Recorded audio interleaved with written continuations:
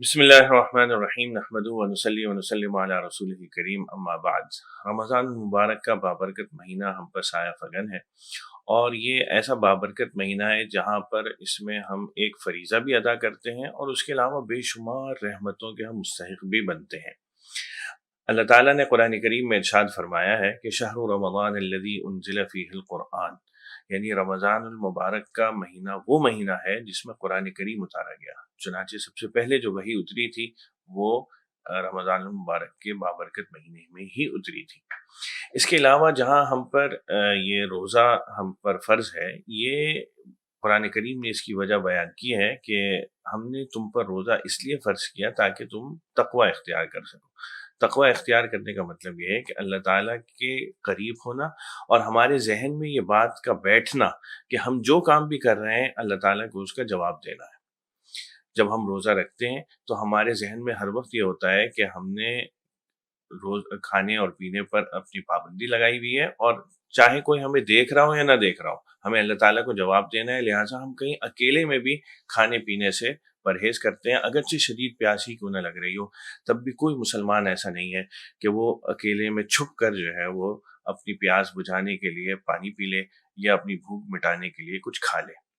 احادیث میں بھی اس کی بڑی فضیلت آئی ہے، چنانچہ روزے کے بارے میں آیا ہے جب رمضان کا مہینہ آتا ہے تو حدیث میں آتا ہے کہ جنت کے دروازے کھول دیے جاتے ہیں، جہنم کے دروازے بند کر دیے جاتے ہیں، اور جو سرکش شیاطین ہیں ان کو قید کر دیا جاتا ہے۔ اس کا فائدہ یہ ہوتا ہے کہ انسان کے دل میں جو شیطان وسوسہ ڈالتا ہے اس سے بھی انسان کی بچت ہو جاتی ہے۔ چنانچہ ہم دیکھتے ہیں کہ رمضان المبارک میں گناہوں سے بچنا آسان ہو جاتا ہے۔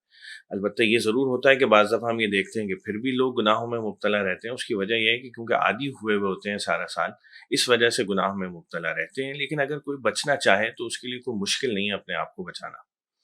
اس کے علاوہ حدیث شریف میں آتا ہے کہ جنت میں ایک دروازہ ہے جس کا نام ہے ریان، اس سے صرف روزے دار ہی داخل ہوں گے، اور اس میں آواز لگائی جائے گی کہ کہاں ہیں وہ لوگ جو بھوک پیاس کی تکلیف برداشت کیا کرتے تھے۔ چنانچہ وہ لوگ کھڑے ہوں گے اور اس دروازے سے داخل ہو جائیں گے، اور اس سے صرف روزے دار ہی داخل ہوں گے، اس کے علاوہ کوئی شخص اس سے داخل نہ ہو سکے گا۔ ایک حدیث میں آتا ہے کہ آپ علیہ الصلوۃ والسلام نے ارشاد فرمایا کہ اللہ تعالیٰ نے فرمایا کہ روزہ میرے لیے ہے اور میں ہی اس کا بدلہ دوں گا۔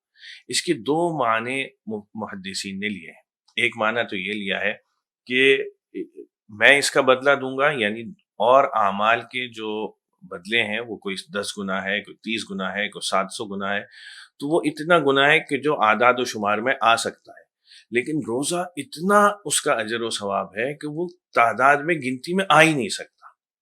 دوسرا ایک معنی یہ لیے ہے کہ میں اس کا بدلہ ہوں، یعنی خود اللہ تعالیٰ مل جاتے ہیں اس کے بدلے۔ یعنی انسان اگر روزہ جیسا کہ اس کا روزہ رکھنے کا حق ہے اس کے مطابق اگر رکھے تو اللہ مل جاتے ہیں۔ جیسے قرآن کریم میں نے شروع میں ابتدا میں بتایا ہے کہ انسان تقوی اختیار، تاکہ انسان کو تقوی ملے، کہ یہ دماغ میں ذہن میں یہ بات ہر وقت موجزن رہے کہ میں جو بھی کر رہا ہوں مجھے اللہ کو جواب دینا ہے۔ جس کا فائدہ یہ ہوتا ہے کہ انسان صرف صحیح کام کرتا ہے، گناہوں سے بچتا ہے، اور اپنا جو راستہ ہے وہ اللہ کے بتائے ہوئے طریقے کے مطابق رکھتا ہے۔ اللہ تعالیٰ ہمیں صحیح طور پر رمضان کا حق ادا کرنے کی اور اس کے صحیح طور پر روزے رکھنے کی توفیق عطا فرمائے۔